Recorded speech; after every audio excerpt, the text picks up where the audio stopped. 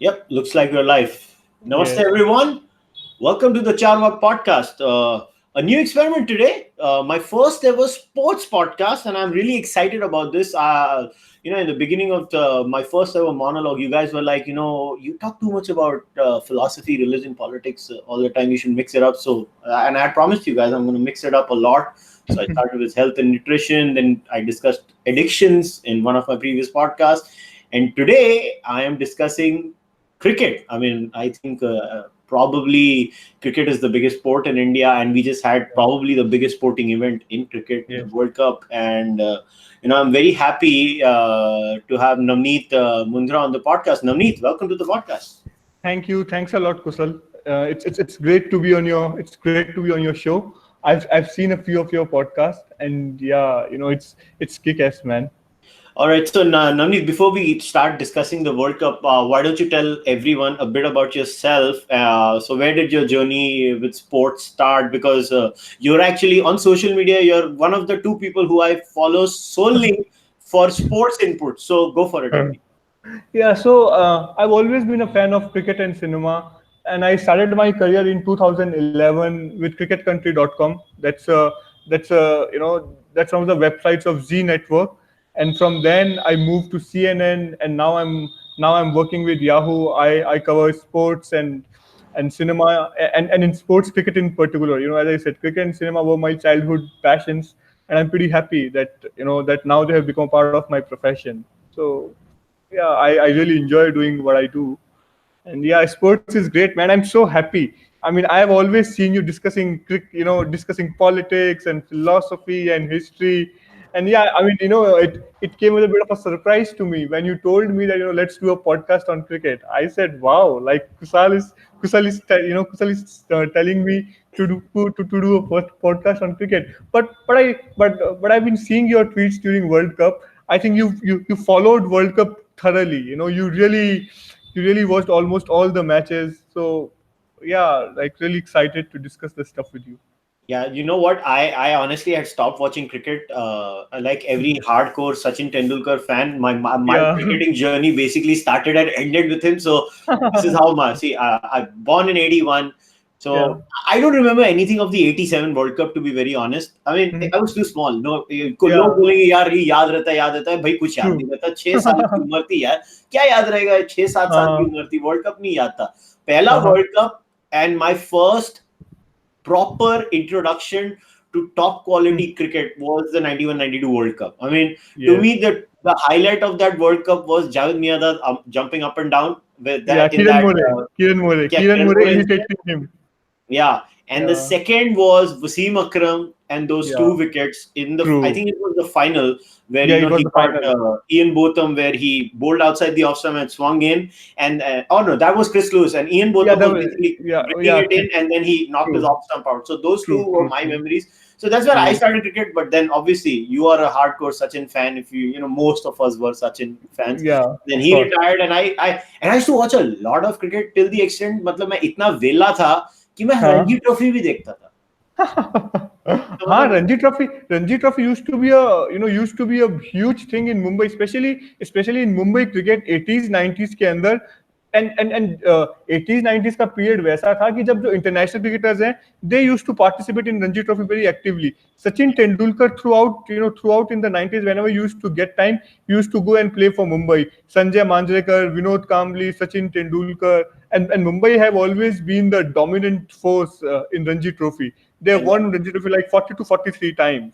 yeah So I can understand. Yeah. and it's see and with the Mumbai culture came the arrogance of being a typical Mumbaikar that we bully Yeah. everyone in cricket, we are the number Yeah. one in cricket, True. etc. True. So True. although I'm so happy that cricket is now all your champion cricket players in India now True. basically come from tier 2 tier 3 cities True. in True. the True. inner cities of India, which is actually is Makes a sense. proof that the coaching facilities, the scouts, as you have in sports, you need scouts, True. right? You do who True. travel across the country. True. It shows cricket in India has now become a professional premier sport.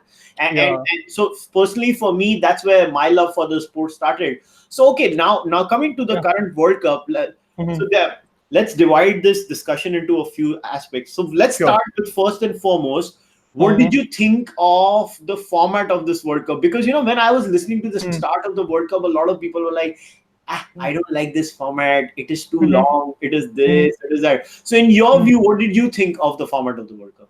See, according to me, this is the most fair format because in this format, every team is playing against the other team. So every team is being pitted against the other team, and I think that is why this is the most fair format. Otherwise, what used to happen was that earlier there used to be debates about, okay, this group is stronger, this group is like this team has got a stronger group and this team has got a weaker group. So there used to be these discussions. Okay, so but in this format you cannot say that that we have been hard done by in the format, because in this because this format is same for the every team and you are playing against every team.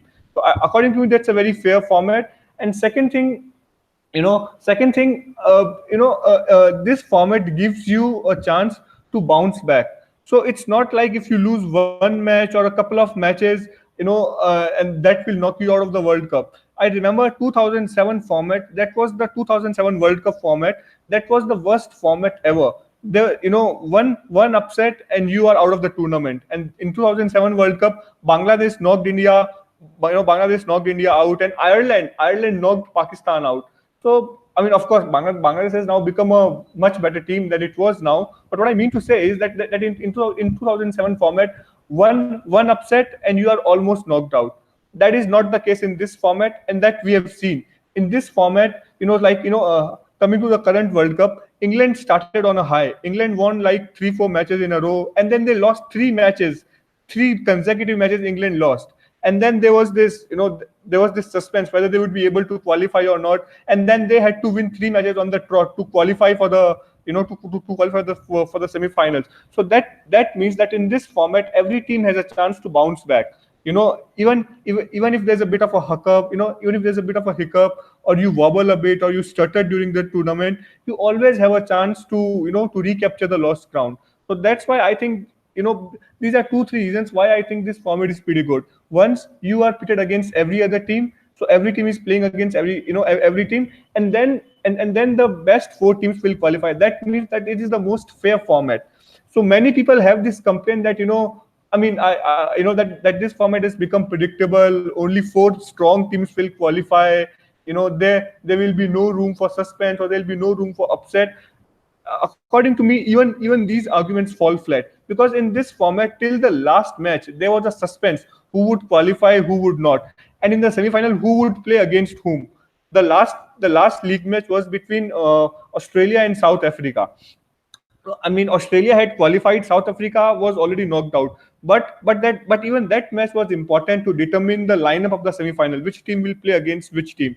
And before that, there was a fair bit of suspense. There was a chance that Pakistan could also qualify, and there was a chance that Sri Lanka might also sneak through. So I mean, till the last leg of the league matches, there was suspense. So the notion that this is going to be a predictable tournament, that is completely false. And eventually, the 4 best teams of the tournament qualified. And in a tournament like World Cup, at least the semi-final lineup should be very fair. When it comes to semi-final, any team can beat any other team, which we saw in the semi-final. That in the league group, India was the number 1 team, Australia was the number 2 team, England were number 3, and New Zealand were number 4. And India was clearly a better side than New Zealand.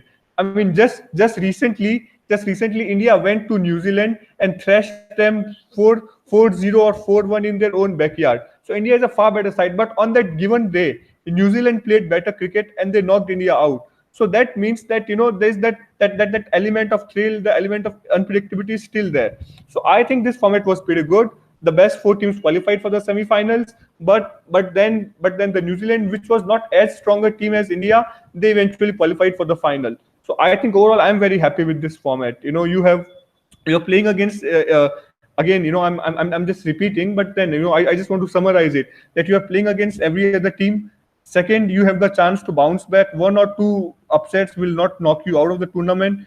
And third, that the you know that the four best teams are eventually qualifying for the semi-final, and in the semi-final any team can beat anyone. So even if you finish at number 4, like New Zealand finished at number 4, and England finished at number 3, but New Zealand eventually knocked out number 1 team India. So it's not like that the number 1 team is going to win the tournament for sure. So I don't think, even in the league matches there was no predictability. It got really intense, it got really tight in the end. And even in semi you know and in semi-finals, as we saw, that New Zealand pulled off a huge upset. And yeah, so I think this is a pretty good format. And this exact format was started in 1992. Yeah. So the format of 1992 World Cup and this format are completely similar, and I think this is the best format according to me. Yeah, so the only thing, there were a couple of complaints that people had. So there were two Mhm. complaints. I think the first one is not at all valid. The first one was Mhm. just too long. I was like, yeah, I mean, Yeah, 'cause in a sport like cricket, don't complain about things being too long. true, हम लोग test match cricket खेलते हैं, जो लोग चाय नाश्ता true. की break लेने वाली स्पोर्ट है, तो मतलब please stop complaining about too long in cricket. I mean, cricket Yeah, and baseball are the two sports where we cannot complain about anything being too long. The true. second was, which I actually wanted to know your views on, was, and somebody in Mhm. the live chat has also mentioned it, that Mhm. because we picked 10 teams, because the way Mhm. the format is, you can only pick 10 teams, otherwise, it becomes Yeah, too long. Was true. that what about the lesser or the weaker one day nations, which could be, if it was, four groups or two groups, and two groups में से आते हैं, then Uh, maybe we could have accommodated a couple of more teams, or maybe 3-4 more teams, like a 6-6 or a 12 team for 6-6 yeah, team format where 12 teams would have come. Do you yeah. think that is needed? Personally, if you ask me, I'll give you my personal opinion, and then Sure, I'll hear your point of view. I sure. think in a tournament like the World Cup, I really don't want to see the quality of cricket dropping.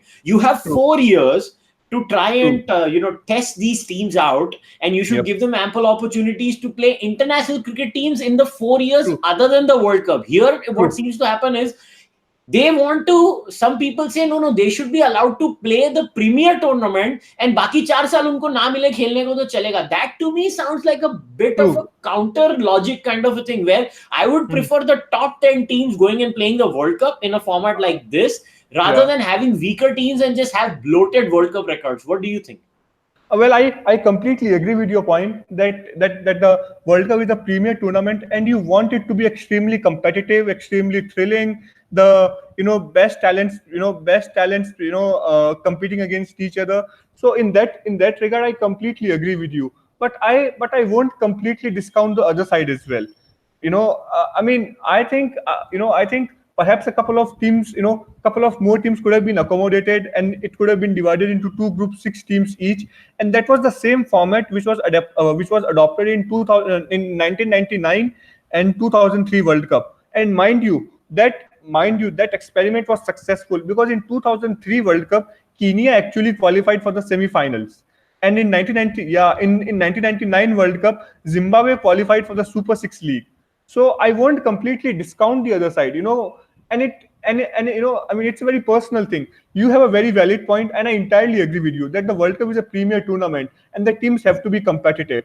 But a couple of teams, perhaps a couple of more teams could have been accommodated. But there is one rider. Only accommodate to other teams if you think that they are competitive and they are going to add some value to the tournament. Because in 1999 Zimbabwe was a pretty good side.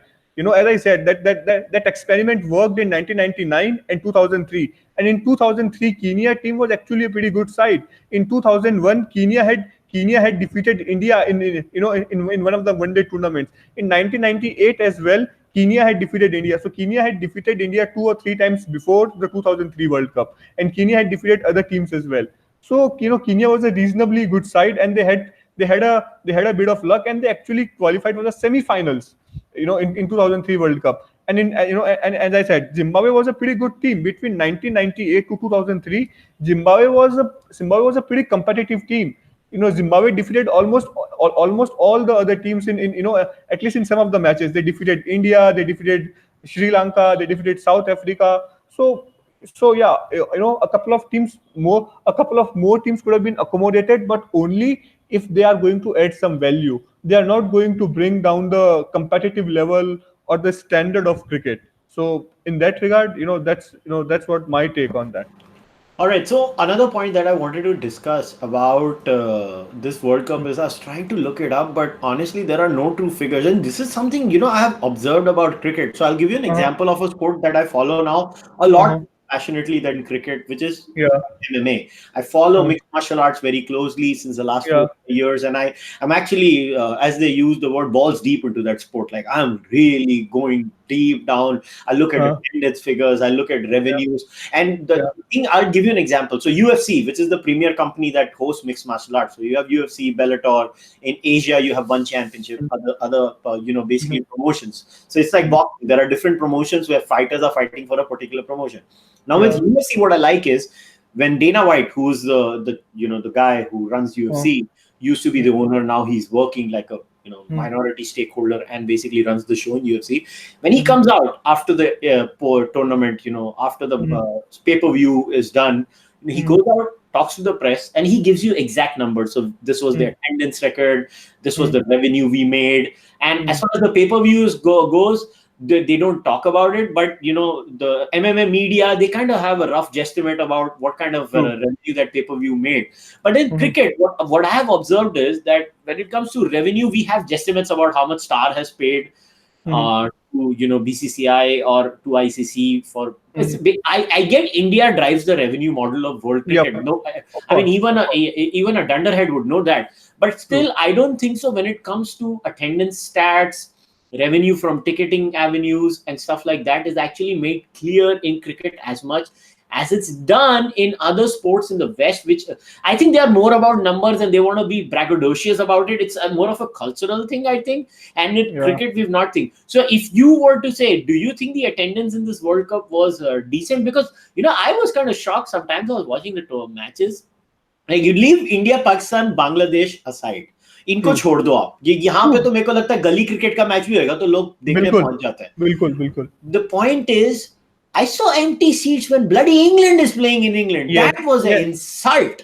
Yes, yes. So Kusal, as you rightly said, even in the final between England and New Zealand, I think majority of people were the Indians there, and Indians who had bought the ticket in the hope that India would eventually qualify for the final, because that's what we all thought, that India would beat New Zealand and they are bound to qualify for the final. So I completely agree that whether it's the satellite rights or the TV rights or even the attendance, Indians are the ones which really drive. Indian audience really drives the cricket.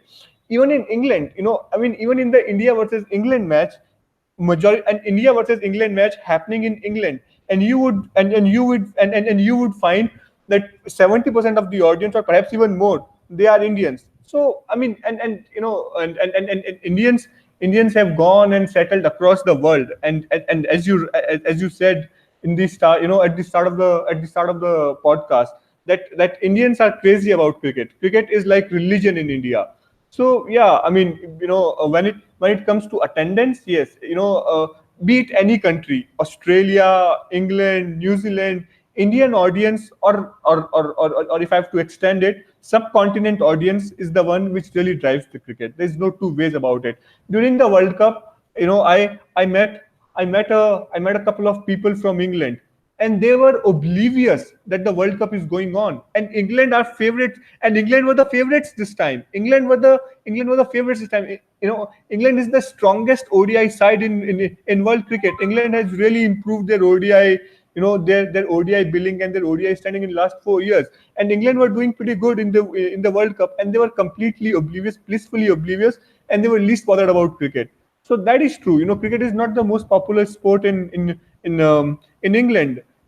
For them, football, or even lawn tennis and other sport, they have taken precedence over cricket. So when it comes to the revenue from cricket, you're completely right that subcontinent audience is the one which really drives, be it the TV rights, or be it the attendance in the audience. Of course, there are exceptions. During the Ashes, you would find that the crowds would really throng to the stadiums in Australia. But yeah, the attendance even in South Africa has gone pretty down over the years. Yeah. So That's true. Yeah, in nineties, I remember test matches in South Africa used to be jam packed, at least most of them. But now the attendance even in South Africa has gone pretty down. In Caribbean also, in Caribbean West Indies, in nineties, when we talked about the atmosphere, we used to think of Caribbean cricket because the atmosphere in Caribbean stadiums used to be so rapturous. But now even there, the popularity of cricket has gone down. So yeah, that's a bit of a concern. But yeah, So one more thing about this. So I guess yeah, England is primarily a football playing nation now, and yeah, hopefully by them winning the World Cup now, cricket does get a boost, which it yeah, deserves in England. I think. yeah, I mean, भले चोरी से मिला है World Cup वो एक yeah, अलग बात है, मगर it should help them in that yeah, sense. But another question I had in regards to the mm, the format of the tournament and the extent to it mm, was mm. this whole we had, I think, what, 4 or 5 washouts in the entire World Cup. I think we had Yes, 4. yes, Yeah. So now here's something that I think that the people could have done in the structuring of the. We can keep the same format, but I found it very funny that only Saturdays were used as the double headers. Now, if yeah, you ask me honestly, and I'm connecting it to the overall attendance, yes, that yes, even on a Saturday, which is a weekend, I get it. The Western world, people get holidays on a yeah, weekend, etc., yeah, etc., etc. I get all of that. yeah, But you remove India, Pakistan, Bangladesh, yeah. right? Even if it was on a weekend, the attendance would not have been out of this world, right? Yep, So yep. what they could have done, in my view, was they could have kept reserve days for every match in the league stage 2 before going into the semi-finals. And Mm, if you would have missed a match, you probably could have had more double header days, and you could have compensated for yep. the 4 washouts. Because if they, we would have had an even better tournament if we would not have True. had those washouts. Because I think Sri Lanka got, I'm pretty sure Sri Lanka would not have won the match. They won the match which they got those points for. I mean, Yeah. you can hedge your bets most of the time. So I True, know true. Sri Lanka Yeah, beat England, yeah, etc. yeah, But yeah, but I mean, if you were to bet on a team, you would not bet on Sri Lanka beating the team true, from which you got points from. So true, that's the true. whole thing. So do you think instead of having just a Saturday doubleheader, they could have managed it probably a Saturday and a Sunday doubleheader, and they could have accommodated far more of these matches? I agree with every point which you have made. That when you're having a double header on Saturday, you might as well have double headers on other days as well, at least for the matches which were being washed out. So so if a match is if a match is washed out, why can't you have a double header perhaps tomorrow or day after tomorrow, whenever the convenience is, or whenever you can accommodate that match. So I completely agree with you that when and it's not like that we are not having double headers at all. As you said that during the weekends on Saturdays we had double headers. So yeah, if an important match is washed out, and then you can easily accommodate that match on any other day. For an example, now since you mentioned Sri Lanka, that one important match between Pakistan and Sri Lanka got washed out, and Pakistani and Pakistani audience now, of course, they have come to terms with it, but they were complaining that had that match not been washed out, and the probability was that Pakistan were going to win. Of course, upsets can happen. Sri Lanka might have defeated Pakistan as well, but Pakistan had more probability of winning that game. So Pakistanis were a bit cut up that if that match was not washed out, and if Pakistan had beaten Sri Lanka, we were the ones who would have been qualified for the semi-finals, or at least we would have been much closer to being qualified for the semi-finals. So I think you're completely right. There should have been there should have been another day for the matches, and as you said, a day can easily accommodate 2 matches. So there should have been provision for that. All right, one more now, and then obviously we'll get into the biggest controversy, which is the final. Yeah. One Yeah. last thing. Yeah.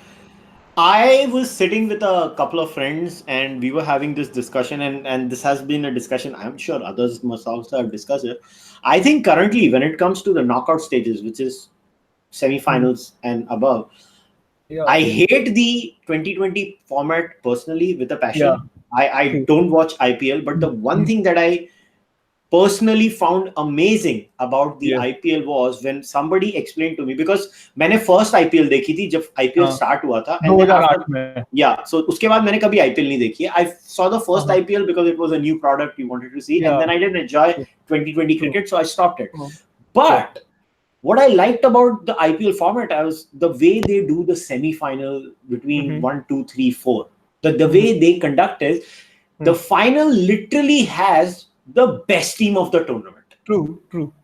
So, do you think Uh, in the future World Cups, mm-hmm. we could actually, I mean, basically, India bullies everything in this sport. I mean, and I necessarily don't think it is a problem. I think Australia and England have bullied us a lot Yeah, since the of 50s, course. 60s, 70s, 80s. So, it's okay. They Yeah, can take a little bit of shit now. So, yeah. I think we should actually superimpose. I'm just BCCI should basically flex its muscles like it does every time and say, you Yeah. know what, the the semi-finals and the finals should be conducted the way it is done in IPL, because I think that genuinely, even if from a neutral point of view, and not True. because India lost in the semi-final, I'm actually very I happy that India lost yeah, to New Zealand because I love the New yeah. Zealand team. True, But the true. point is, I think the format, the way IPL conducts it, it's semi-final, where I think they play, it is 3 and 4 and 1 and 2 play each other, and then the winner of 3 and 4 again plays 1 and 2 or something of that Yep, sort, right? yep, yep, yep, yep, yep, yep, yep. Yeah. So do you think that future के tournaments में don't you think it would be awesome if you want to really declare who's the best team that won the tournament, they should follow the IPL format of knockouts? See, I would like to make 2 3 points. Okay, so जो IPL के अंदर जो format है, so IPL के format के अंदर क्या होता है that the top two teams, they get more chances to qualify for the final. So if the number one team has lost to number four team, they would get one more match to qualify for the final. So there's a premium on finishing number one or number two. There's a premium on that, because you will get that extra bit of chance to qualify for the final, and just one bad day will not knock you out. So as you said, this is to get the best winner, or to get the more, what do you say, to get the this is a very fair format. This is the most fair format you can think of, and you will eventually get either the best team or the second best team as the winner. There's no two ways about it. Had that format, had that IPL format been in place in this World Cup as well, India would have got another chance to qualify for the final. I mean, people can argue, people can rightly argue about it, that if you want if you want the tournament to be completely fair, and if the motive of the tournament is to find out who is the best team, then certainly that format is the best. But I have a slightly different view as well. What I feel is that when it comes to knockouts, I think the best teams should qualify for the knockouts. Top four, the best teams of the tournament should qualify for the knockout. But then there should be a little bit of unpredictability. There should be a little bit of unpredictability about who might be the winner. Otherwise, I mean, and this is my personal opinion. I have and I've already conceded the point that the suggestions which you are making, or which other people are making, that is absolutely fair. That format will give you the best team or the second best team as the winner. There's no two ways about it. But what I think is that once when it comes to knockouts, I think I would like to see a little bit of unpredictability. I would like to see that even a number four team like New Zealand can defeat the number one team India. It is about playing good. It is about playing out of your skin on that particular day. So in that way, that the teams like New Zealand, which is perhaps not as stronger as England or India, even they would have a very good chance to kind of make an upset. For an example, in 1992 World Cup, Pakistan were nowhere to be found in the first half of the tournament, and then Pakistan picked up the momentum at the right time, and they kind of qualified for the semi-finals, and then they went on to win the tournament.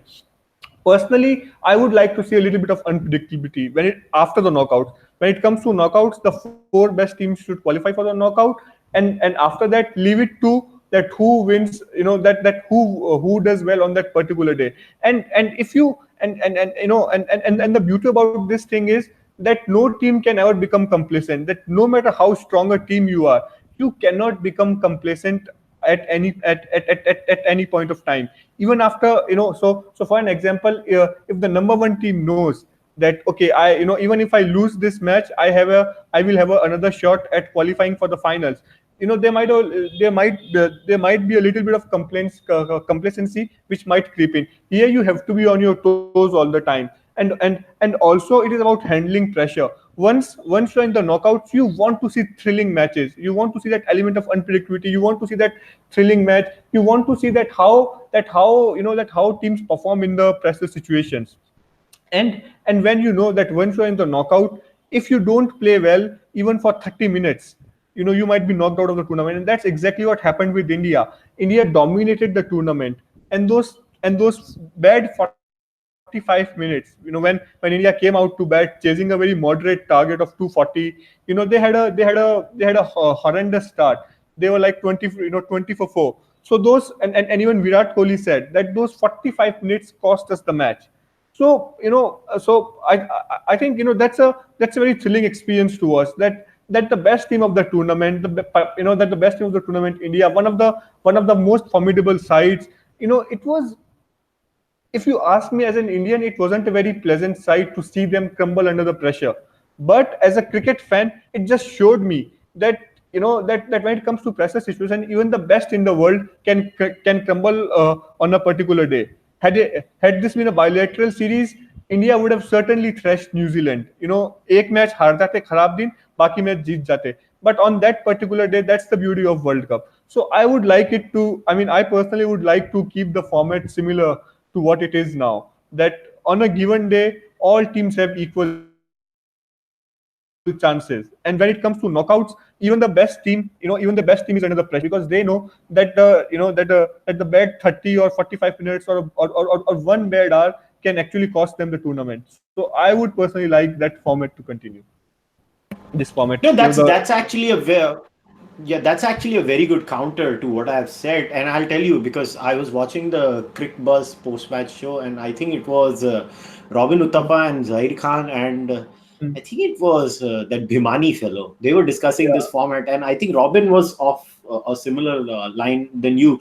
He's like, look, that's the beauty of the knockout, right? And you want some emotion and some drama in cricket. And I got that point. I was like, yeah, it makes for such a nice story, and you can create a nice, beautiful story out of it. I mean, and the story of Team India in the World Cup was basically they were the best in the tournament. I think they were the best team in the tournament by a country mile, if you ask me, in the entire league stage. And New Zealand was better than us on the day of the semi-final. So actually, I'm not really complaining about India losing to New Zealand. I get okay, that. one last. But and you know what, the counter to this which you're giving is actually quite valid.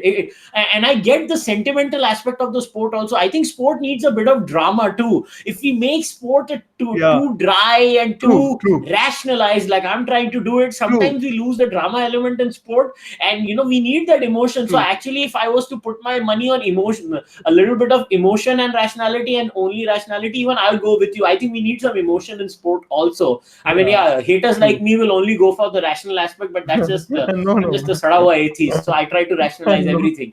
so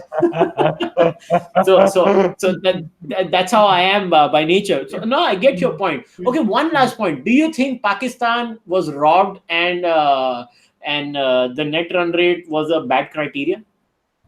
See, you can argue about it endlessly, but the point is that this rule of net run rate has been in place for a long time, and Pakistan knew it even before the tournament started. Every team knew that, and this is not the first time that the net run rate has come into play. There are many times when Pakistan has benefited from net run rate as well. There are many tournaments where Pakistan has actually benefited from this very rule. So if you want to change to a different rule, you have to come up with a better alternative. And right now, I don't think that there is a better alternative to decide, to decide which team would qualify for the semi-final. If there's a tie between 2 or 3 teams, I think right now net run rate is the best, is the best rule we have. If someone can come up with a better rule, I am all for it. but to say that Pakistan has been robbed of is completely stupid. I feel, because Pakistan has benefited from this particular rule many times in the past as well. So that's what I think. They have not been robbed, and Pakistan knew. As I said, every team knew that eventually net run rate will come into play. And that's where New Zealand were very smart when it comes to matches against the lower side, or the sides which were not that stronger, like Afghanistan and all. New Zealand actually thrashed them. And as we saw in the Pakistan versus Afghanistan match, it went down to the wire. Pakistan were on the verge of losing it, and they somehow managed to eke out a victory in the last over. So I think Pakistan should have been smarter. That against the weaker sides, they should have won by a huge margin. So and especially Pakistan, the first match of the World Cup was between Pakistan and West Indies. Okay, and Pakistan lost that match badly. Pakistan were bowled out for 105. Okay, from that onwards, Pakistan should have been cautious that now our run rate has taken a hit, and now we not only have to win against weaker sides, we have to win by a huge margin. Try and attain victories of massive margins. Pakistan didn't do that. So I think I think it is completely Pakistan's fault, and you cannot fault the rule here, because the rule was same for every team.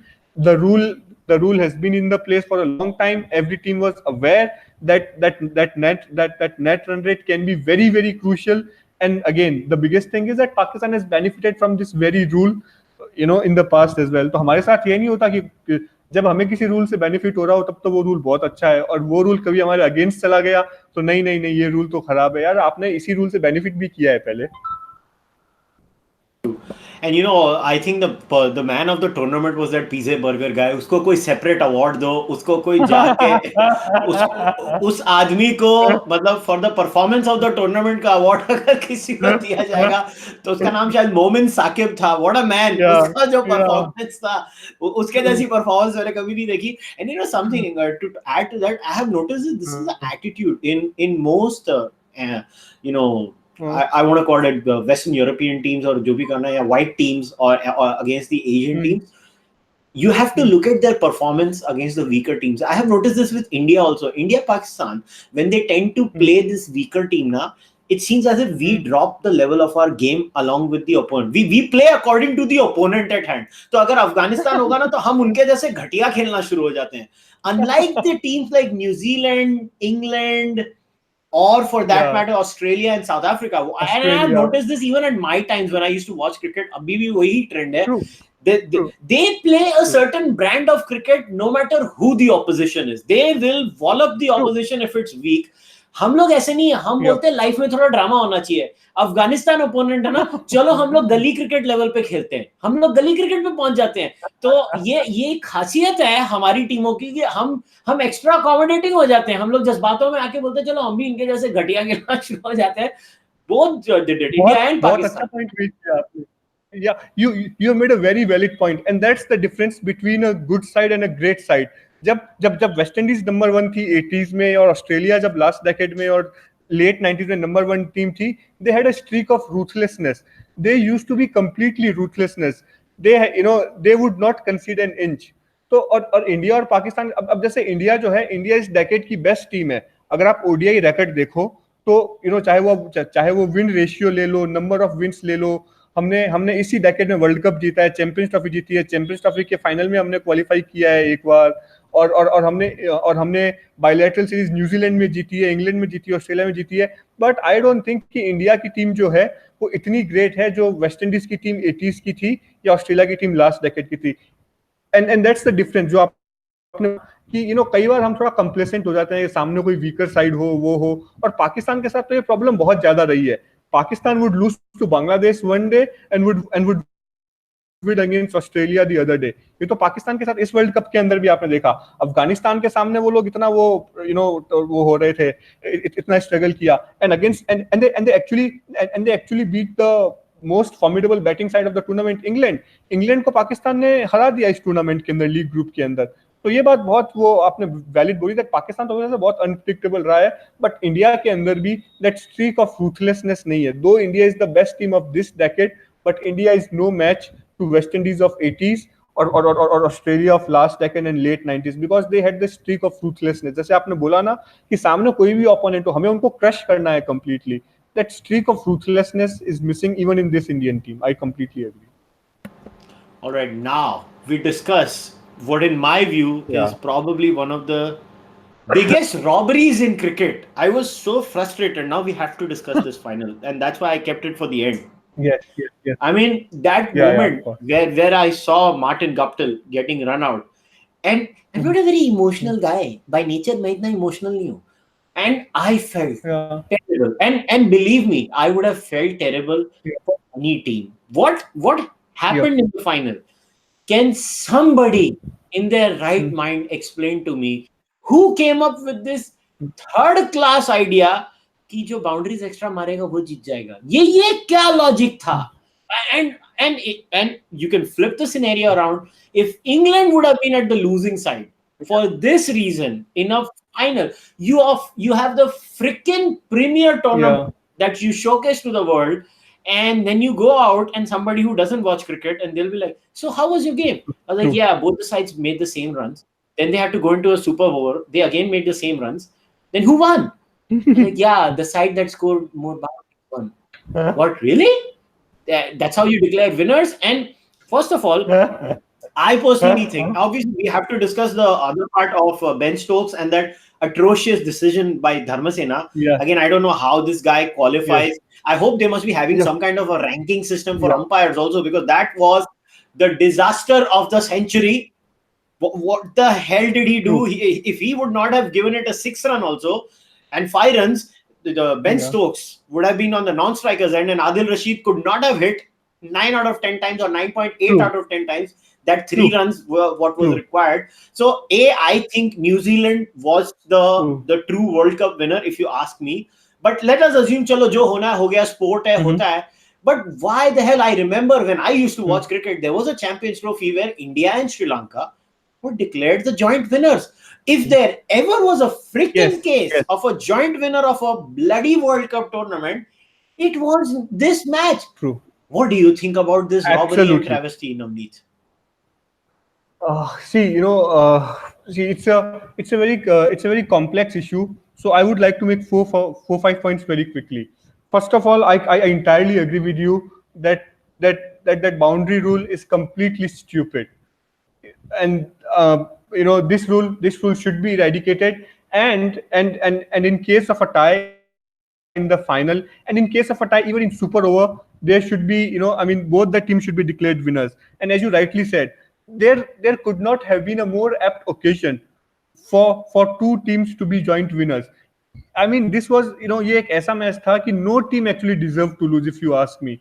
And here I will fault the umpires and the ICC for this atrocious rule. Though we can argue that this rule is in the place before, और ये rule दोनों teams को पता था, boundary वाला rule पता था, but boundary वाला रूल जो है वो आप जब नॉर्मल मैच खेल रहे हो तो आप उस समय दिमाग में नहीं सोच सकते कि ये मैच टाई होगा, सुपर ओवर भी टाई होगा और वहां पे बाउंड्रीज काउंट होगी. तो ये रूल दोनों टीम्स को पता था, but this is one rule. Net run rate का जो वो रूल है वो आप पहले से अपने दिमाग में you can take into consideration and play according to this. But ये बाउंड्री वाला रूल जो ऐसा है ये आप पहले से दिमाग में रख के खेल नहीं सकते, क्योंकि जब एक नॉर्मल मैच चल रहा होता है आपको नहीं पता होता कि मैच टाई होगा. टाई होने का जो रेशियो है वो मतलब कोई 1% चांस या उससे भी कम होता है टाई होने का, और सुपर ओवर के अंदर भी टाई होने का तो और भी कम होता है. तो आई थिंक ये रूल चाहे दोनों टीमों को पता हो, both the teams were aware of this rule, but you cannot take this rule into consideration while playing the match. So I think this rule is atrocious, this rule is rubbish, and this rule should be eradicated pronto. First things first. Now coming to the second part. Now coming to the second part, I think both the teams deserve to win. Both the teams deserve to share the trophy, because both the teams played outstanding cricket on that day. And the next point is, I think it would be slightly unfair on England to call it a robbery, because I think England, England, there was no fault of England. England didn't do anything wrong, and there was no fault of England. If you have to find fault, you have to, you have to fault ICC or that Empire Dramsena for that rubbish decision. But I think it would be unfair to rob England of the victory. To say that England were not, that England were not deserving winners. In my view, they were deserving winners, and New Zealand's were equally deserving, and that's why we both agree on this point that the trophy should have been shared. Both the teams should have been declared joint winners. Now that I mean, so yeah, and don't forget that England and India were the two best teams of the tournament, and England stuttered, England stuttered a bit in the league matches, but overall England have been splendid in this format from last 4 years. In 2015 they were knocked out pretty early, and in last 4 years England have seen a dramatic turnaround in their fortunes in ODI cricket, and the credit for it goes to Andrew Strauss and the captain Ian Morgan. The way they have overhauled not only the way they play ODI cricket, but also their approach towards ODI commendable. And England have been the best ODI side along with India in last 4 years. If you look at their win percentage, and if you look at the overall how they played cricket, and even in this World Cup, apart from a bit of stutter during the league matches, England has been a very solid team. England, in fact, on flat pitches, England are even more dangerous team than India, because in England, from number 1 to number 9, they have power hitters. They are packed with power hitters. So on a flat pitch, you actually have no chance. Thankfully, the pitch of the final was not flat, and that's why that match was so close. Had that been a flat pitch, England would have comprehensively beaten New Zealand. But thankfully, that was not the case to be. Thankfully, the pitch that was dished out in the final was not a flat one. So yeah, I don't grudge England actually, but as I said, I have never felt so broken for any team other than India. The way I felt, the way I felt for New Zealand. I was so I'm as a cricket fan, I was very disappointing that that they it's pretty strange. Like, we cannot even call New Zealand losers because they did not lose technically. The match was tie and the Super Over was also tie. So you cannot say that that England beat New Zealand. It was tie. The match was tied. The Super Over was tied, and England were declared winner on the basis of boundaries. So yeah, the rule should have been eradicated. Yes, the team should have been declared joint winners. But the third point is, I don't grudge England, because to say that England were not deserving would be a bit churlish in my opinion. England have been a very good, in fact, as I said, the best side in last 4 years, the best ODI side in last 4 years, and just like you, I think most of the Indians were rooting for New Zealand. Wanted New Zealand to win, because New Zealand is such a, and they are pretty, what do you say, their cricketers are pretty joyful, down to earth, very dignified in their conduct, and pretty measured in how they behave, and they have a very cheerful disposition. And hates off to Kane Williamson, the way he conducted himself after the final, and coming so close to winning the trophy, and then being denied the trophy by the stupid rule. The way that man conducted, I didn't see even a bit of bitterness in him. He conducted himself with utmost composure and with utmost dignity, and hats off to Kane Williamson. Yeah, I couldn't agree more with you. I think Kane Williamson, to me, if somebody asked me who was the player of the tournament, I mean, to me, one of the top runners of the tournament was Kane Williamson. Single-handedly, Yeah. basically battered his team into the finals. It was his batting performance on the back of which they were basically riding through, and his captaincy. I mean, his composure during tense situations. I mean, he was like the Dhoni. You know how Dhoni would have been, has been for India, in a calm, composed guy on the field. I mean, Kane Williamson was outstanding, and the way he handled himself, not just in the post-match presentation, in the post-match press conference yeah, too. And then even after that, I saw a couple of interviews where he was, interviewed yeah, after yeah, somewhere he was with his girlfriend or something, or his wife. I don't know who she is. yeah, But even there, the way yeah. he handled it, I mean, it was just outstanding to me. I think the dollar value, or the value of the New Zealand cricket team in front of the global audience, I think it went up quite a few notches in the way they behaved, post this. True, And I think it was a travesty. I mean, what Dharmasena did, that true. that that was atrocious. I mean, how? I mean, come on, you're a top of the line umpire. Yeah. The least you Yes. expect from an umpire is, damn rules of the game, True. man. I mean, उसको rules कैसे नहीं पता? And why couldn't the fourth umpire or the third umpire Yeah. overrule the bloody decision? I mean, I don't get it. It's silly. It's silly. Yeah. And anyways, I mean, I think It's one of the greatest travesty. sporting days, It is. because I mean, on the very Sunday you had one of the greatest Wimbledon finals also happening on the other side in the same city, which was crazy. Like आधे Yes. घंटे की Yes. दूरी पे, Yes. probably two of the greatest Yeah. sporting events were Yeah. happening simultaneously. It was crazy. I mean, I was not understanding कि sports कौन True. सी देखूं, True. tennis देखूं कि cricket देखूं, and it was it was amazing for Yeah. sport. It was Yeah. probably the greatest spectacle for sport. But yeah, I still feel we should have had joint winners, and I don't know, they could have made more, True. two trophies or something of that sort. It just made Yeah. no sense No to me, doubt. and it was a tragedy. But now, do you think? I mean, I'll tell you, I have seen 1992, 96, 99, 2003, 2007, 2011 World Cups. I have not seen a Yeah. single ball Yeah. bowled in the 2015 World Cup, Mm, so I have no comments on that. और उसके mm, पहले के world cup के मैंने सिर्फ highlights देखे हैं जो भी टीवी पे आते थे, 87 या उसके mhm. पहले 83 वर्ल्ड कप के. I think in terms of Yeah. quality of cricket, in Yeah. terms of competitiveness, in terms of the whole package, Mhm. production quality, everything, Mm. I have not seen a Yeah. better cricketing tournament by a long margin. Of I'm talking about World Cups. I'm not talking about individual series, because then you can count the Yep. 2005 Yep. Yep. Ashes series in England, Yep. Yep. where Of course. Of England course. crushed Australia. That Of course. was, you know cricket was at its peak at that time. Yeah. So I'm not counting that.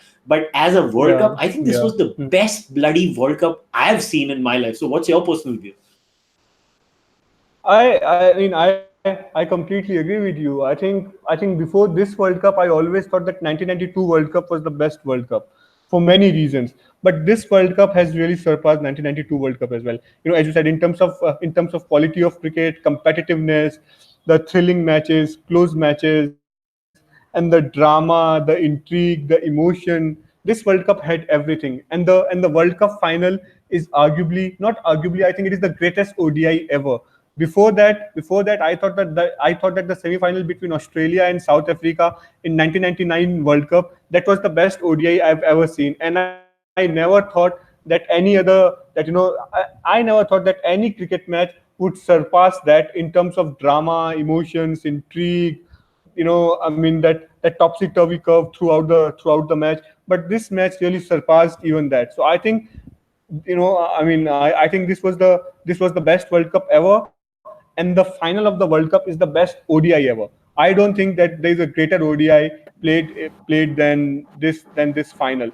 And I mean, as we said, the drama, emotion, intrigue, topsy turvy curve, and the quirk of fate, that overthrow which went for 6 runs. it Yeah. was it was a quirk of fate. So everything came into play.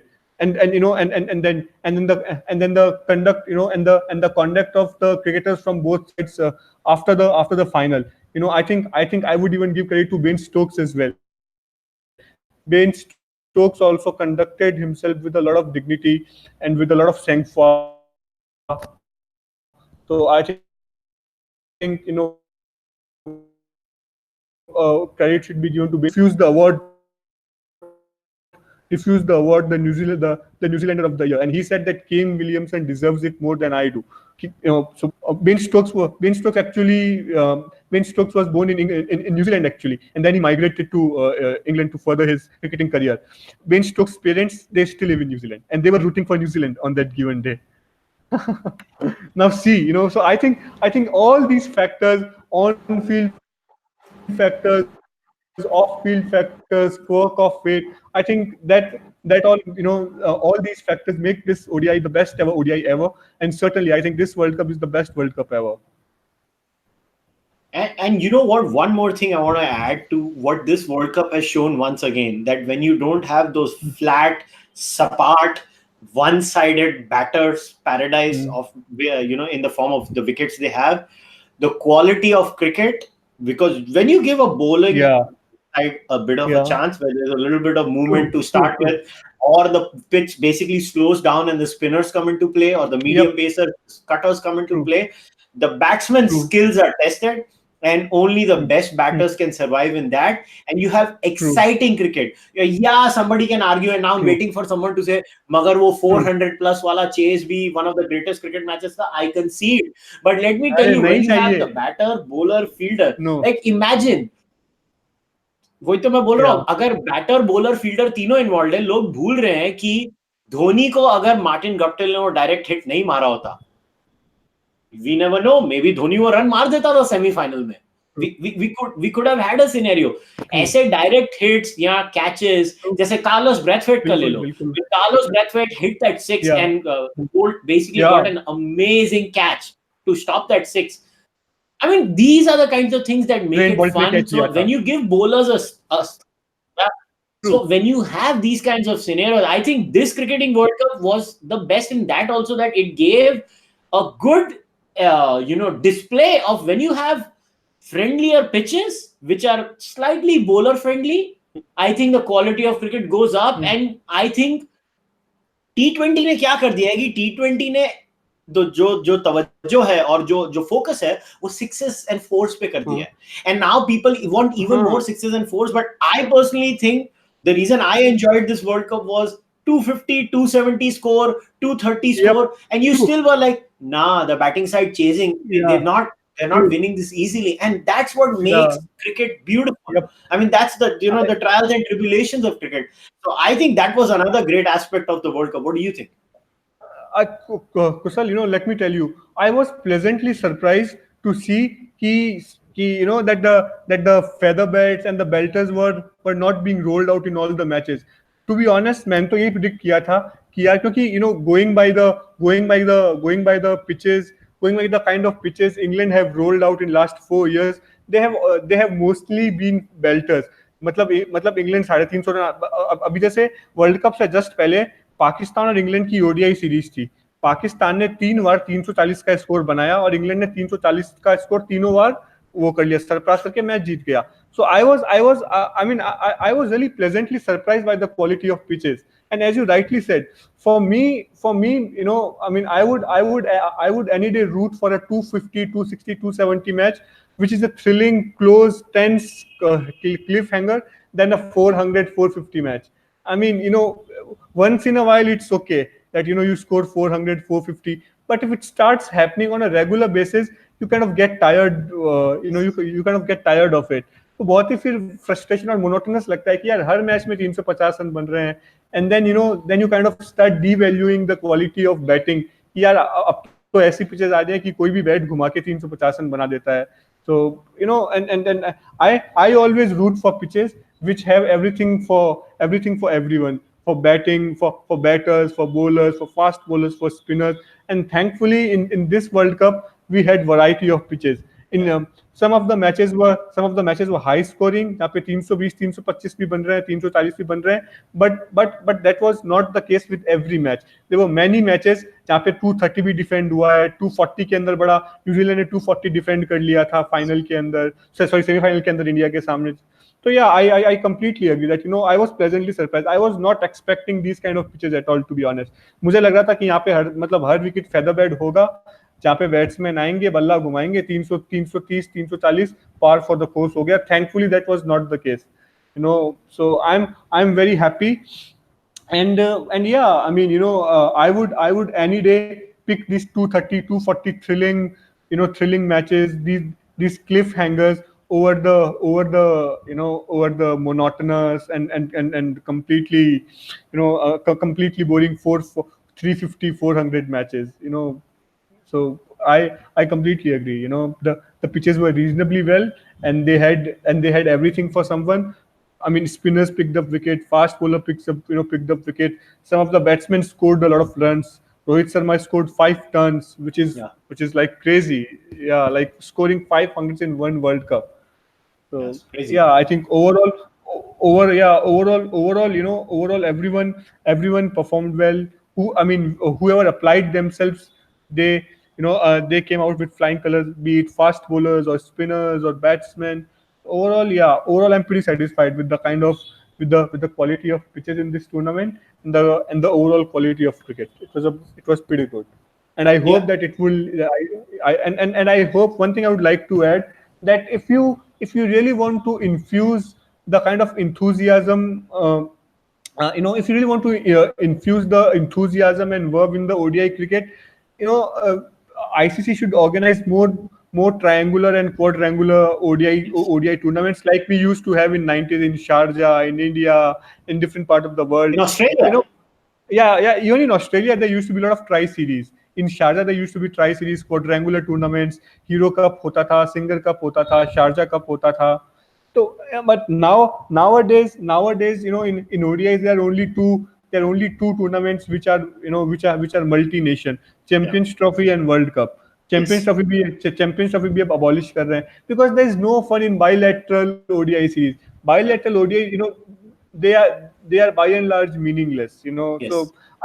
I think, yeah, when you have 3-4 top nations competing against each other, that kind of piques your interest. That kind of makes people switch on the TV and then watch them. As I said, I think 90s was the best era for ODI cricket, Absolutely. where yeah, where we used to have a lot of triangular and quadrangular ODI series throughout the year. I really miss Absolutely. that. Absolutely. I could not agree more with you. This is such a valid point that you've made. I mean, I remember the Aussie series every time, Yeah, looking forward to yeah, watching the tour. I mean, I just love watching cricket in Australia. I think yeah, they have the best cricketing grounds in the world, period. yeah, I mean, the yeah, grounds are amazing, the pitches are amazing, the yeah, overall attitude, the way the Aussies play the game, it's yeah. aggressive. I mean, I like True. aggressive cricket. Anyways, I like people who are aggressive by nature. That's why I'm a martial arts fan too. But it's I guess I'm too biased to Australian cricket in general, No, no, no. but I think you have made a brilliant point. I mean, like, we have the Asia Cup, right? We have the Yeah, Asian teams playing each other, and I think to make cricket more sexy, they should start this practice of how you used to have that, the best team in the world against playing against the rest of the world 11, yeah, those yeah, kinds yeah, of things. yeah, I think we should, yeah. if you want to enthuse more, more True, spirit into these kinds of things, I think they have to guide, because if we keep on butchering cricket with 2020, you may get a lot of yeah, numbers and a lot of new true, audiences in, but true. I think the quality of cricket somewhere down the line, when people are exposed to test cricket, like, look at West Indies Yeah, T20. Oh my god, they look like yeah, killers. true, But true. look how they get exposed even in a 50 over format. I'm not even Yes, discussing the bloody test match yeah. format. Yes, that's true. That's true. See, I understand that T20 brings in a lot of money, and money is eventually very important for the growth and spread of cricket, across the world. So you have to, you have to fund the nations as well, which are not very financially formidable. So ICC does that. So for that you need money. So I think T20 cricket, I mean, if there's a huge section of people, especially youngsters, who have warmed up to T20, that is totally fine. But what I mean is that, there should be a healthy mix of it. It shouldn't all be about T20 cricket, because ultimately people will get fed up. People will get drowned off if they are only fed T20 cricket. I think ODI is a very, very important format, and there is a crying need to revitalize it, and to resurrect it. And the best way to do is to organize more quadrangular, more triangular series, more multi-nation tournaments, and completely abolish the bilateral ODI series. Bilateral ODI series are no fun. Very few people watch them, and if it doesn't involve India, the number of people watching them, it plummets even further. So Yeah, I couldn't agree more. Bilateral series are a bad idea with you. yeah, So, yeah, Oh wow, we've touched the 1 hour mark. I actually did not even Wow. realize that we've Yeah. touched the one hour Even mark. So wow. yeah, so I guess it's time to wrap things up, guys. I am Sure, super man. excited that actually, I finally had my first cricket podcast. As a kida of cricket, since my childhood, obviously, I would not say I'm a kida of cricket now, but I am starting to watch cricket again. So let's see Yeah. how my affair with cricket goes this time around. I've just started it since this World Cup. Really looking forward to the current Ashes, which is going to start from 1st of August right now. Right now, there's a very weird test Yes. match happening between Ireland and England. If you guys are interested in that, England got England. bowled Yeah. out for 85 in the first innings, which was, I was like, whoa, what happened there? But Yeah. besides that, it was a really fun chat. And Navneet, once again, thanks a lot, man. Yeah. Thanks for coming on the podcast. Thank you. Anytime, Kushal, and I must say, the way you have picked on cricket again, you have come thoroughly prepared. You watched the entire World Cup, and you know all the recent, all the recent happenings in cricket. Whatever it is going on field, you are completely clued in. So I'm pretty impressed by your homework, man. It doesn't seem that you didn't follow cricket for 8 years at all. And I hope that this new association with cricket which you have started, it won't just be a fling, but a long-standing, fruitful kind of a one. I hope so, man. My And wife and was and so one more fed up. thing, one more thing I would like to add. I'm really looking forward to a day when we would do a Bollywood podcast one day. Oh my God, that will